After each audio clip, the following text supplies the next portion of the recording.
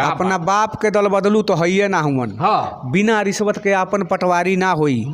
आई तो तोहरे ह जिंदगी भर तोहरे रही, बाकी गरमजरुआ जमीन कबो काश्तकारी। ज्ञान भंग होई ज्ञानी के जब मूर्ख से पाला पड़ जाई। अच्छा। दगाबाज से नेह लगई बसल घर उजड़ जाई। अभिमानी के राह बतई सीना तान के लड़ जाई। ऐसन बात बोली हियरा में सूल के जैसे गड़ जाई। कवि जी मूर्ख के पैदाइशी लक्षण की अपने जीत पर अड़ जाई। हृदयानंद विशाल जी कहले कि बनलो खेल बिगड़ जाई।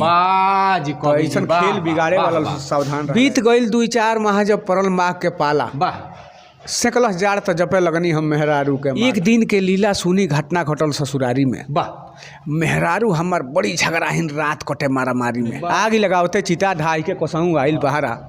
अब पंडा जी से कहल कि का हो दया न आइल तारा। भइल बहाना झूठऊ घर में रोवन पीटन पड़ गईले। अच्छा। लइकवा के कहलस कि बाबा बाबूजी